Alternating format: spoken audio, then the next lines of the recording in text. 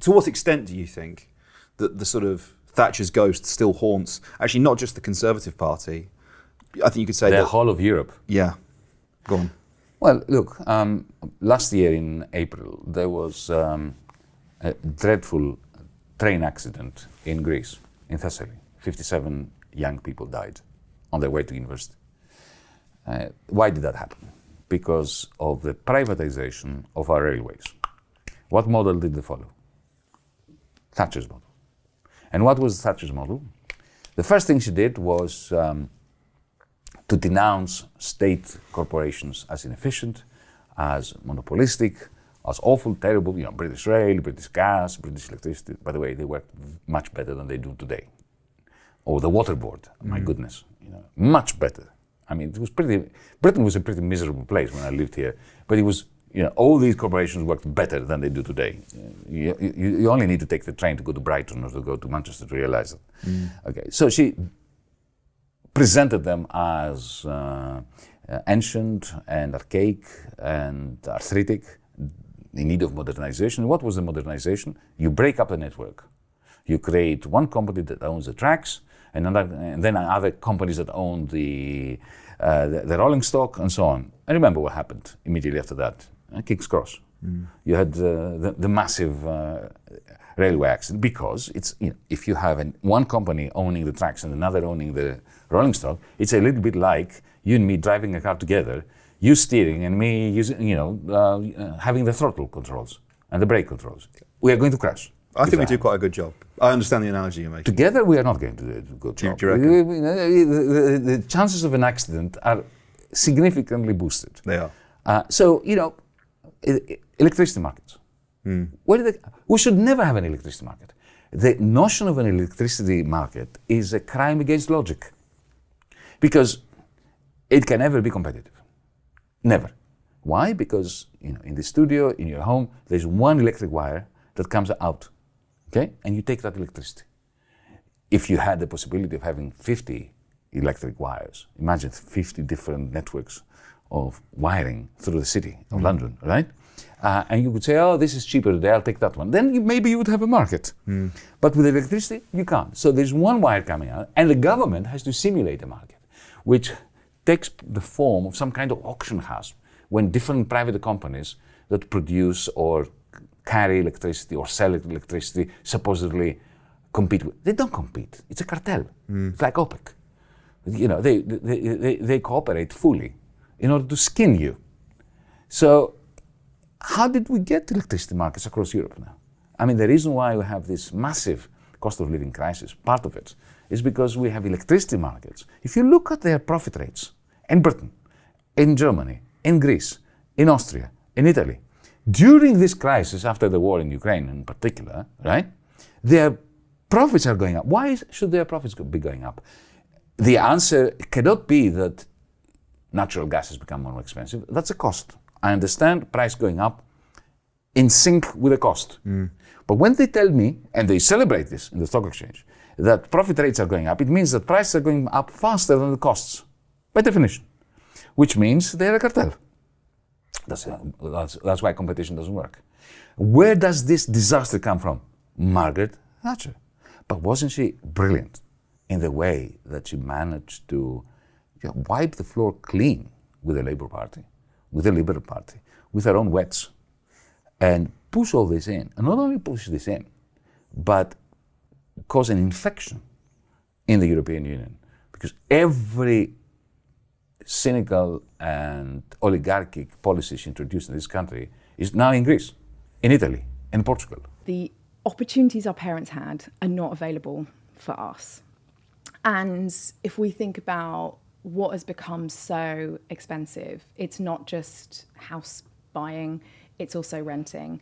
It's not just education, it's also childcare. And one may say that like the main entry points to adulthood have become unobtainable for our generation. We're generation becoming known as kidults, right? We're stunted in our growth. We're failing to launch. We're not doing the traditional pathway into adulthood. Well, can you explain that concept of the kidults? How do you define that? So it's something that I talk about in the book. It's that idea of we are not sort of taking the traditional pathway into adulthood that our parents did. And there's sort of 5 markers of adulthood, if you like. There's finishing your education, there's leaving home, there's getting married, having a kid, and being financially independent of your parents. And on all 5 of those markers, we've either delayed them or frankly rejected them. So fewer of us are getting married, fewer of us are having children. You know, we're extending our education, we're extending our stay with our parents, and we're financially dependent on them more and more.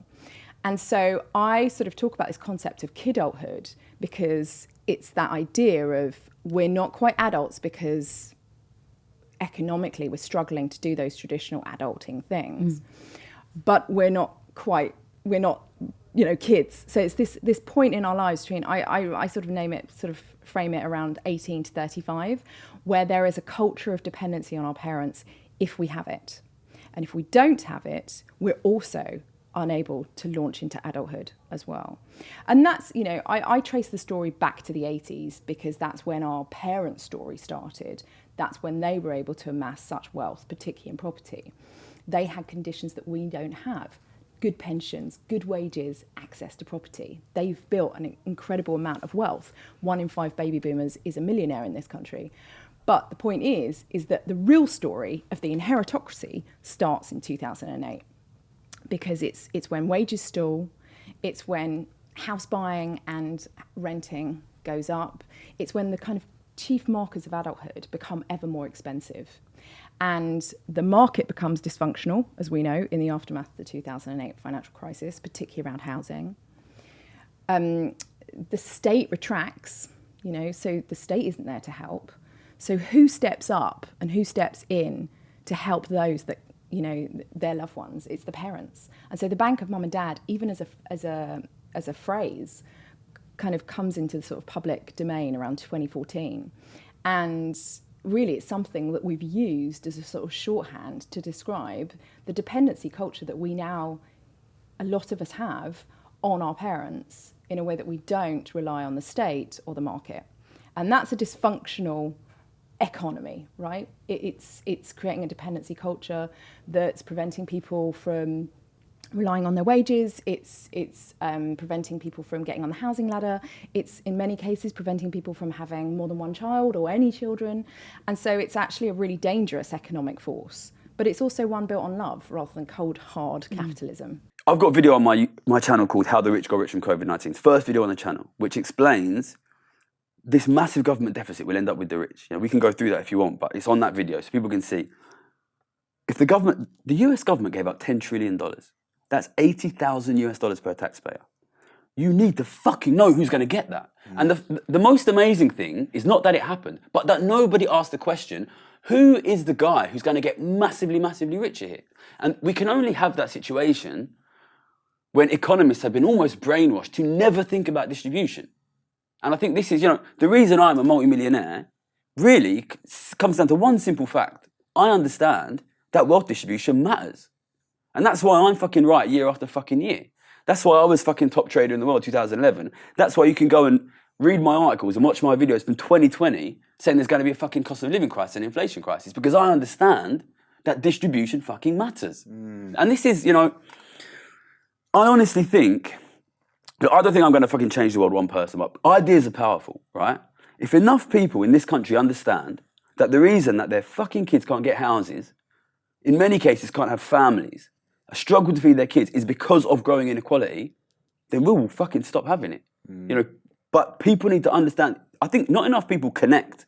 People don't realise the reason they're poor is because of growing inequality. I mean, we've kind of got this almost brainwashed idea that you can't think like that, that's zero sum, that's fucking politics of envy. Listen, I'm not fucking Mahatma Gandhi. I'm not here to talk about morality, okay? I was the best fucking trader in the fucking world, and I'm the guy that calls it right every fucking year, okay? If you do not fix inequality, your fucking kids' lives will be shit, and it can get much worse than this, right? Go look at what average living standards are like in really unequal countries. Go to Mumbai, go to Sao Paulo, go to Johannesburg, you know? And if you think that can't happen in this country, you know, read fucking Charles Dickens, you know what I mean? It can happen here, it will happen here, you know? You need to protect your wealth distribution.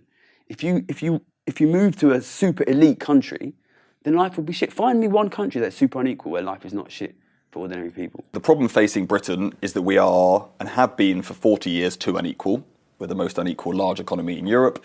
And then for the last 15 years, we've been stagnant.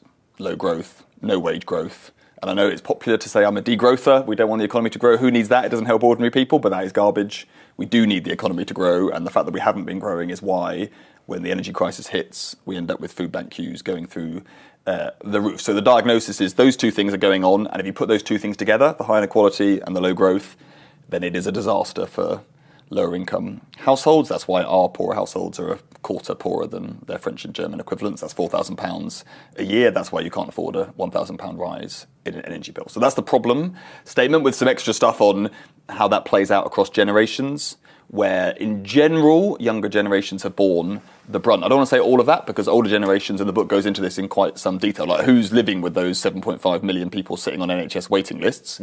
Okay, all ages, but disproportionately older generations, because I've got some bad news, which is we break more as we get older, and so it is older generations that lose out most when we stuff public services. So a bit of that's the problem statement, and obviously growing the economy is how we make sure we can fund those public services in future. Then on the approach, the book, hopefully without annoying too many people, suggests that we're not serious about turning that around. That we're not serious in a number of different ways.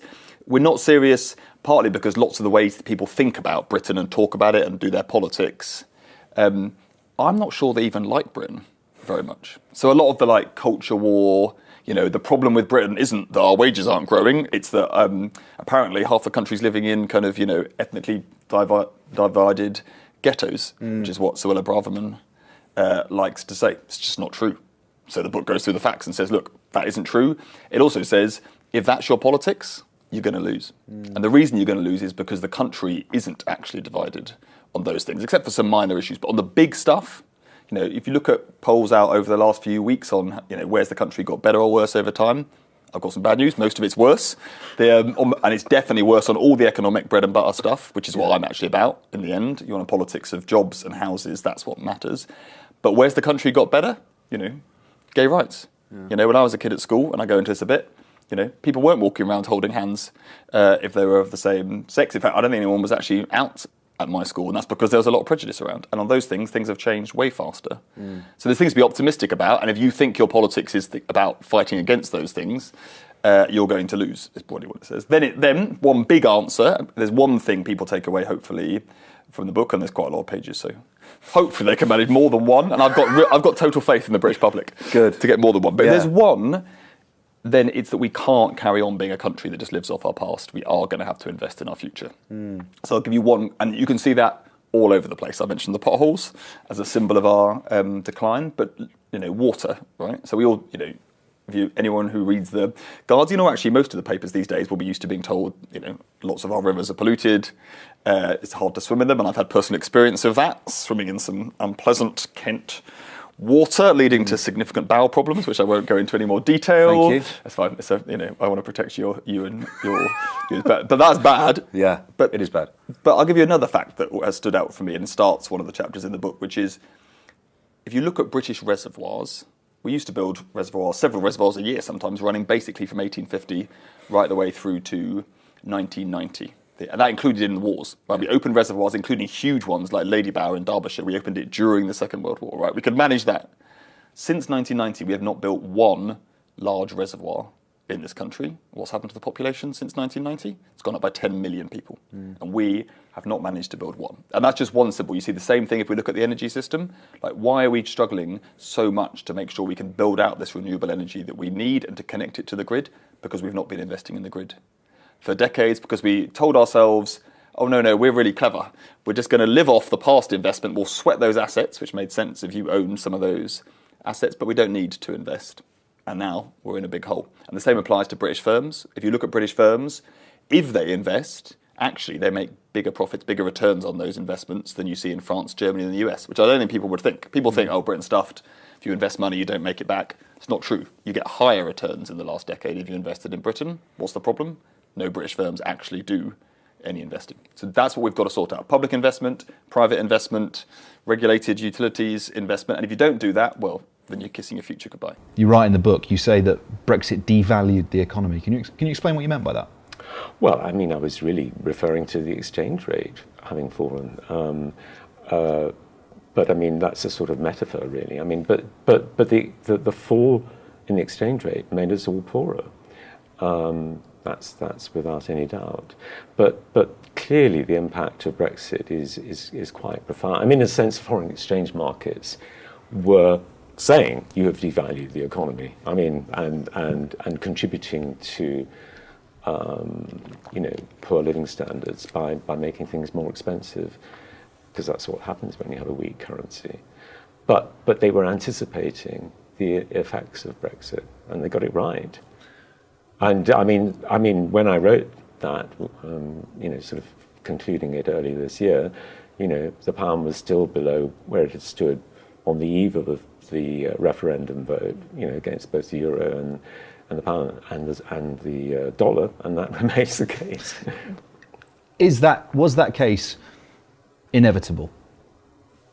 If let's say we went through but I don't know, the politicians in charge were different, the way we negotiated our exit was different, any of those various factors, would we always end up in this situation where, as you say, Brexit would devalue the economy? Is there a world in which it could have benefited our economy? No, I don't think so. No, because I mean, as Mark Carney said, it's a sort of unusual thing. I mean, it is a deliberate act of deglobalization, and it still amazes me that this decision could be taken in such a frivolous way, in my opinion.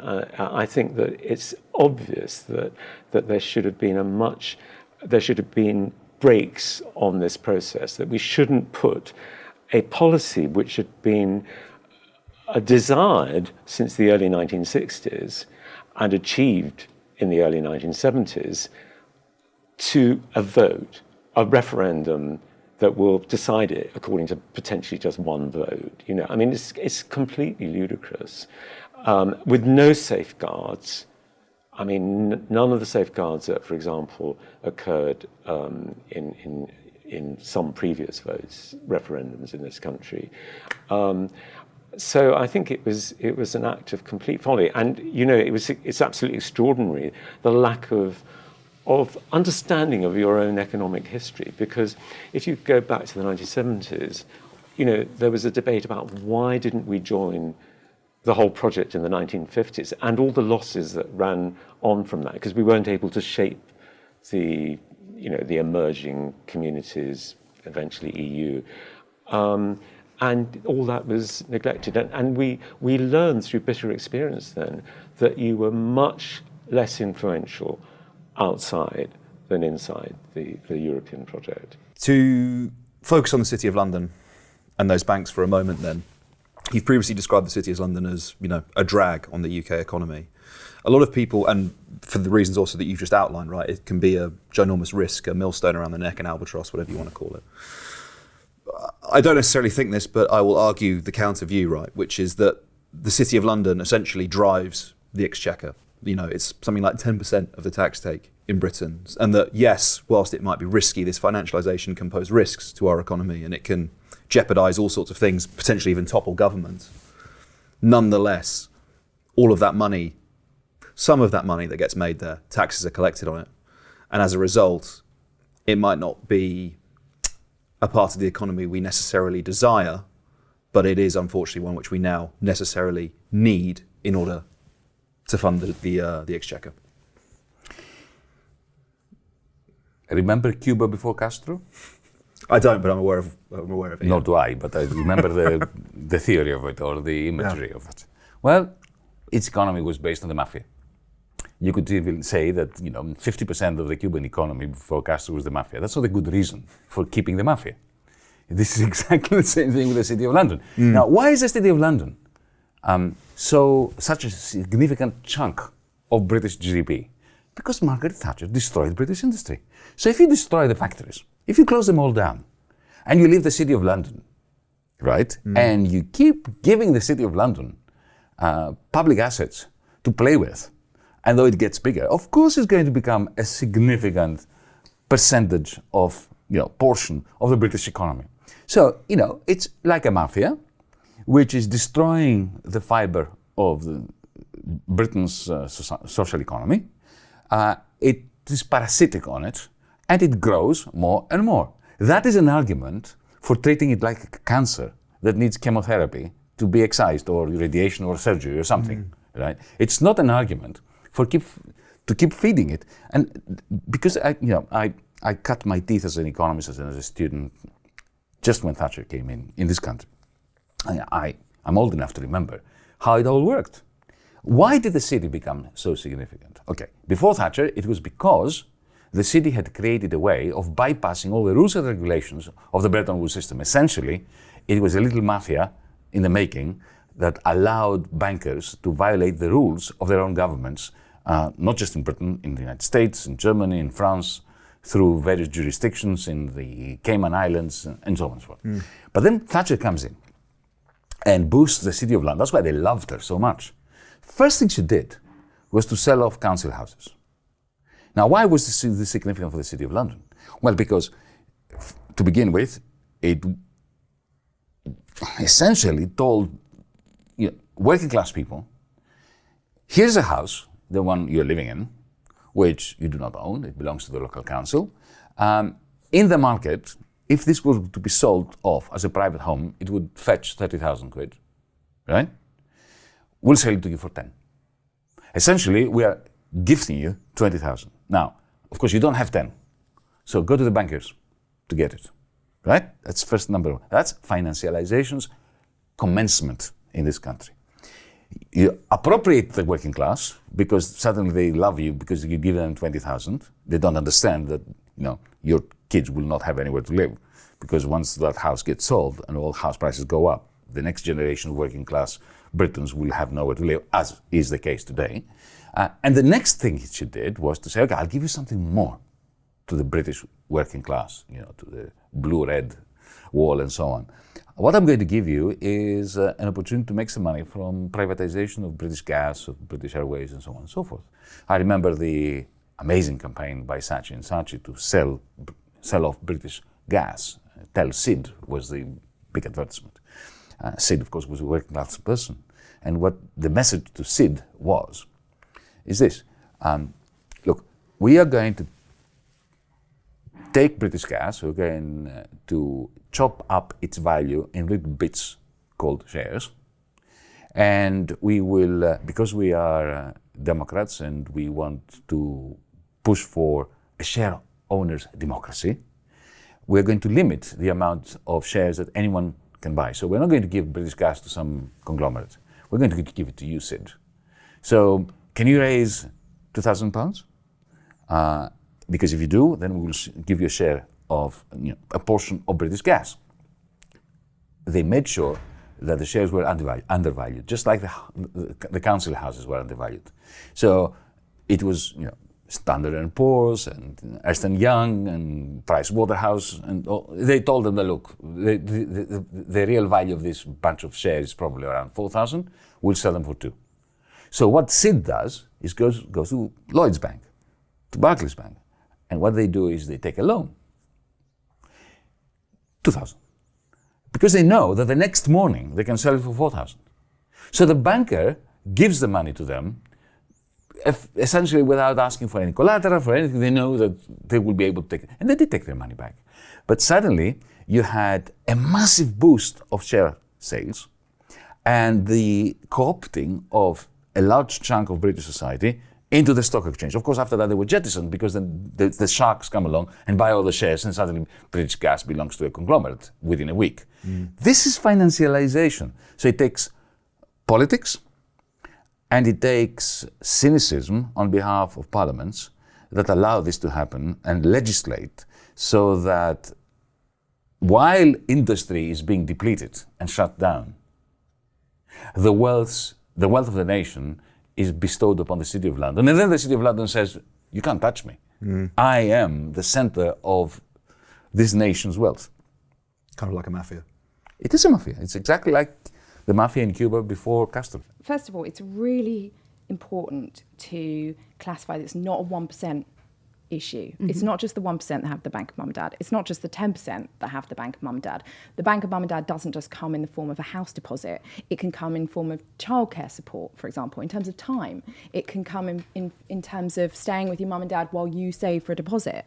And it's not just a London problem either. I very distinctly sort of literally toured the country interviewing different people from across the UK, sort of really doing a deep dive as to the regional levels of dependency on the bank of mum and dad.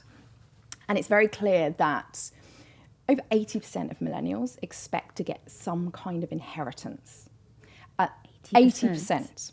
Now, that's reflective of the fact that there's so much wealth in that older demographic, okay? So there's about 5.5 trillion amount in housing, trillion pounds in housing, and quite a substantial amount in pensions. Now, the lucky ones, the really fortunate ones, are the ones that get their inheritance early, that get a lump sum to buy a house, right? And get it when they're ready as well, okay? So they're the lucky few. And then the really lucky ones are the ones that marry someone who also has a bank of mum and dad, because then you're talking about the merging of two banks of mum and dads.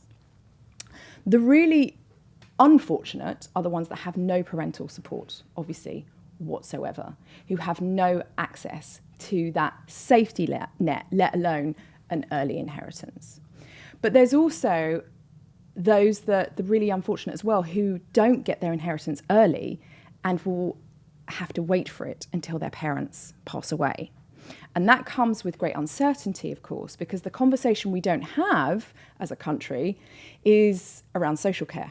And the reason why I talk about social care in the book and looking after our parents is because if we've had 30 years of our parents looking after us and frankly supporting us, we've now got 30 years quite often, because we're living longer with illnesses, and dying is now actually a much more complex thing in the 21st century than it was in the 19th.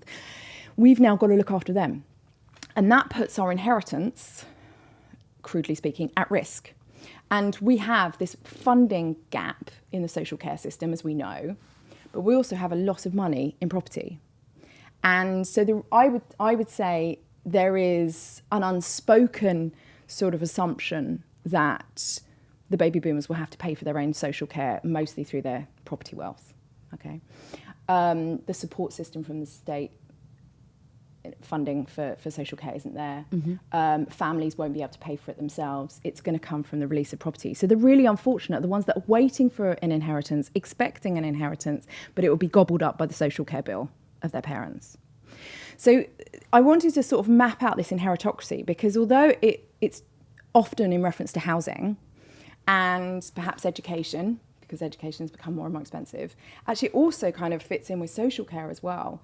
And that's a young people's problem. People talk about social care like it's an older people's problem. It's not. In the way in which, whether we pay for it through our families or through the tax system, we're going to have to foot that bill.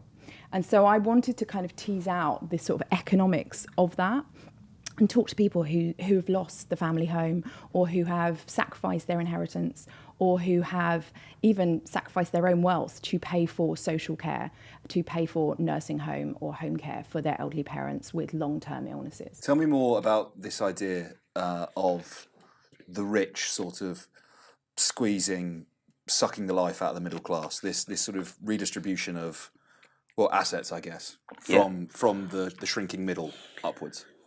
First thing, we probably have to discuss a little bit who the rich are, right? Because, when I was a kid, I come from like very modest background, and when I was a kid, I thought rich was like anyone earning 60 grand a year. That's what I don't know like what your childhood was like, but that's what I thought, right? 60 grand a year to me was like loads of money. That's not the rich. That is not the rich. There are families out there that have net wealth of like 100 million quid. They're running family offices, and I think it's worth understanding, right? Imagine so Rishi Sunak, according to the Times Rich List, is worth 700 million quid, right? He'll make 5% a year on that, Let's be conservative, say he makes 3% a year. That means he's making £21 million a year, passive income. Passive income. What would you do if you had £21 million a year passive income? Quit my job. Yeah. How much money would you spend every year? I don't think I'd spend all of it, right? I think I'd take whatever an index fund delivered off it, and that'd be me. Exactly, right? I mean, if you spend £1 million a year living I couldn't spend them fucking. I don't know even know how you would do it, right? No. So you're Rishi Sunak. You spend £1 million a year, and that £20 million, you use that to buy assets, right? And you know, if you're in a rapidly growing economy, they can use that to build new assets. But we are not in a rapidly growing economy. So what happens if your economy is not growing and this guy is getting £20 million in assets every year? Well, it has to fucking come from somewhere, you know. So.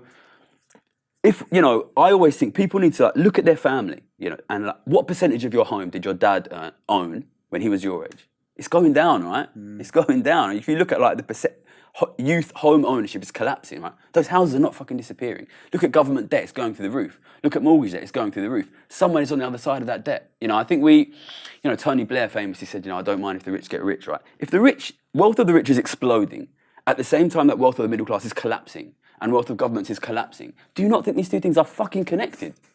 You know, it's and it will only keep going, right? It will only, you know, passive income is not just, these guys are not Gandalf. They don't just magic wealth up, you know what I mean? If they are getting richer and the middle class is getting poorer, and then it compounds, right? Because then fewer middle class people, when I say middle class here, you know, I mean people in the middle. I know we use this term for different things. Your average family, 20, 30, 40 years ago, your average family owned a fucking house, and now they fucking don't. Where did those fucking houses go? And, you know, look at the size of mortgages. Where is that debt to, you know? And then that means you pay more interest because you've got a bigger mortgage. You pay more rent because you buy a house later. That mortgage goes to the rich. That rent goes to the rich. Then they have a bigger cash flow, which they use to buy the houses that your kids fucking need. You know, this is a spiral, and this gets worse and worse, you know. What's this quote, a tribute to Albert Einstein? Compound interest is the greatest force in the universe, you know. Flows of wealth matter. You know, the middle class is losing its wealth. The amount of home ownership there, especially once you account for mortgage, is collapsing. The government is fucking bankrupt, basically. And this is not just the UK, by the way. This is across the Western world. You know, these two things are not connected. Government is losing wealth. Middle class is losing wealth. When I say middle class, ordinary families are losing their homes. And the rich are accumulating all the rest of this shit. If you are asset poor in Britain, it has become more difficult. And if you were already asset rich, well, then there have been some upsides recently. And that isn't about young versus old. It's just about who has Britain happened to have done better for over recent years. And policymakers need that in their head. Like, I'll give you a concrete example. In the 1990s, if you asked people that were concerned, like me, with what was going on with poverty, they would have said, look, there's two big problems. There's pensioner poverty. 40% of pensioners were in poverty in the 1990s. And there's child poverty. About 35% of children were in poverty in the 1990s. If you look at kind of what people who were doing my kind of work in those times, that's what we would have said. They would have said, government needs to focus on these two problems. We've got to bring these two things down. We can't have pensioners dying because they're not turning off their heating, and we can't have children growing up in poverty. The wind forward 30 years, pensioner poverty is basically halved over that time period, which is great. Which is really important. It's not just about assets, but a lot of it is to do with assets, but it's also to do with private pensions are bigger, more pensioners are working later, and it's great that we have longer lives. I care about living standards. I talk about those in pounds and pence terms, but like definitely a longer life is generally 100%. That's definitely living standards. We'd all like that. It's literally living. Yeah. So there's good news there, but child poverty is not budged basically at all. Came down a bit in the 2000s, comes down a bit during the financial crisis, then it basically rises slowly back to where it started. So we've made basically zero progress. 1 in 5 children in Swansea are growing up in poverty today. So that is not what we are aiming to achieve. So our policymakers, it's not about saying, right, well, we're anti the old people who are no longer in poverty. It's about saying what we're doing about, how have we prioritised, and is our prioritisation of issues based on the evidence rather than based on something else. And the evidence would say when it comes to the economics, we do need to worry particularly about younger generations, and we can see that on assets, which basically means home ownership and pensions. The other assets, cars are important, but we basically mean home ownership and pensions. That's what we should focus on. And when it comes to older people, then our public service collapsing is terrible. We did a poll for this book on, do you think Britain's doing great? And I think you'd probably be surprised by this. Older people were more likely to think it wasn't going great than younger people, by quite a bit. Now, everyone thinks it's going terribly, right? Young, old, Tory voter, Labour voter, rich and poor. Everyone thinks things are going bad. Nobody thinks Britain is going great. Gangbusters, I think, to coin a gangbusters, yes, you're right. Yeah, that was Rishi Sunak's phrase. The economy is not going gangbusters because anyone who's lived in it and got paid a wage or gone shopping will have noticed that over the recent past. So it's not going great. But if you then ask them, what do they want done about it? Maybe we can come back to this a bit. But public services is the top thing. I think you need to diagnose what is wrong with the economy. I mean, why has it done so badly? Why has the deterioration in our performance been worse than any other G7 economy, which to a certain extent reflects that we were doing rather better than usual in the period before then. And so, I mean, there's massive debate about all this, and the sort of masses of ink has been spilled, sort of writing about the productivity puzzle. Why did it suddenly slow down? But I think at the root of it is a lack of investment, a lack of physical investment in infrastructure. We see this around the economy, the state of our water, on the public side, the state of hospitals, and also very lackluster business investment, and so we're not, and that's on the physical capital, kit, buildings, but then you have people, and I mean, it's clear that we just have such a big problem in a lot of skills. We're lacking.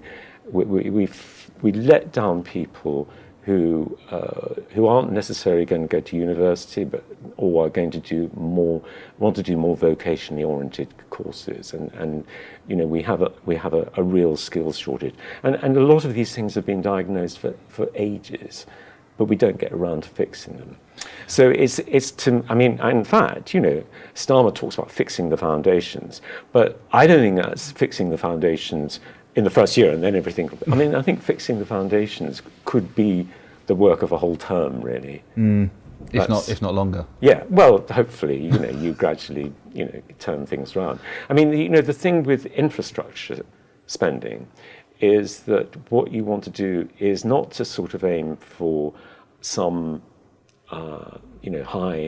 some 1 year, 2 years of high spending on it. You want to have a consistent stream of infrastructure projects going through, and then the construction industry can plan for that and can invest itself in the skills it needs, in the people it needs. So we want to be more like the tortoise than the hare. The hare will always, sort of run out of steam. We've got to be more like a tortoise. It's the fault of the Labour Party in this country. It's the fault of the centre left across Europe. It's the fault of the Democrats in the United States. When you have a social democratic party, whether it is the SPD in Germany or the Labour Party here, which trades in a vision of a just society. And when they come to power, they turbocharge every oligarchic policy that they've inherited from the Tories. This causes two social phenomena. One is people become apathetic and stay at home, and they don't want to know about politics, or they become fascists. Not fascist in the sense of Mussolini's uniforms and so on, but become xenophobic. They become cynical. They start believing that Brexit is going to allow them to take back on control, when all it allowed was, for Mr. Johnson to become Prime Minister. It is the fault of the left, and I include myself in this. It is our fault. We must blame no one except ourselves. Think of the United States in 2008. Barack Obama was elected with a mandate to get rid of the Wall Street bankers and bail out the banks, because you can't let them fail. People's savings are in there, but we will get rid of the bankers. That was the cry call, which is what FDR, Roosevelt had actually done in 1933. Roosevelt had liquidated the bankers, not the banks, the bankers. And that's why the bankers really hated him. What does Obama do? He takes two gentlemen, Tim Geithner and Larry Summers, who were Clinton's duo in the finance ministry, in the US Treasury Department. The two men who had worked for Wall Street to unshackle the bankers and to let them go crazy, to the extent that it brought about the 2008 financial collapse. He takes these two men and gives them a mandate, save the bankers. And they print together 12 trillion American dollars to save the bankers. Do you know what the result of this is? This is a rhetorical question. Donald Trump. It's natural. I understand the blue-collar workers that Hillary Clinton deplorably called the deplorables. Yeah. When they say, look, we tried you. I mean, the idea that Trump was elected on the wave of racism, that's rubbish. Black people who voted for Barack Obama in 2012, 2008 and 2012, they voted for Trump. Mm-hmm. You know, that's why he got elected. There aren't enough racists and fascists in the United States to elect the president, even with the stupid electoral college system that they have. So the simplest way to understand this is, if you give £1,000 to an average man or woman on the street, they will spend that, quite possibly that year, but almost definitely within the course of their lifetime. Most average people die with very little accumulated wealth, which means they spend everything they make, you know.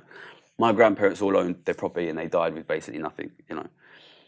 Ordinary people spend the fucking money they make in their lives.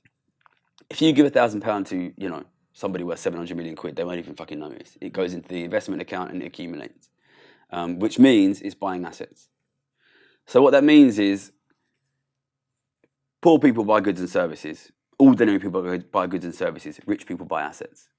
So in like a mass market economy, what you have is, you know, goods and services are expensive because people want them, which sounds bad, but what's your job? You provide goods and services. So that's good because you can get a good wage because you can sell stuff that are worth money, right? Mm. In an expensive economy, what is worth money? It's what the rich want. And what do the rich want? Assets. So if you go and look at, I think a lot of people in this country, they look at like these historical graphs of house prices as a multiple of earnings, and they say, oh, this is fucking unsustainable, mate. Go and look at what it's like in really unequal places. Go to Hong Kong and see, you know, go to Sao Paulo and see what the average wage buys you in terms of housing. You know, go back and look, you know, read your Charles Dickens, you know, look at what the average person got for housing back then. You know, really unequal places have never provided good quality affordable housing because at the end of the day, you are competing with very rich people to own those properties. And what the rich people want, I've got nothing against rich people. I am a rich person, right? Rich people buy assets and they hold assets and they accumulate assets and they naturally empire build, you know, because the money grows itself because of compounding interest, right? Yeah, you know, you are in a competition with rich people for assets. If they are really, really, really, really rich, then you can't. I think COVID shows that better than anything. You know, COVID was a massive accumulation of cash by rich people. People were predicting a house price collapse, you know. If you give rich people 800 billion quid, you know, house prices will go up. And I don't think we've seen anything like that after that. I think house prices will go absolutely mental in the next few years in this country. Because, you know, the rich still have that money. They have a lot of money, you know, and you know, they'll either use that to buy houses directly or to mortgage lending, which indirectly pushes house prices up, you know. Rich people buy assets. If you give all the money to the rich, asset prices will go up, you know.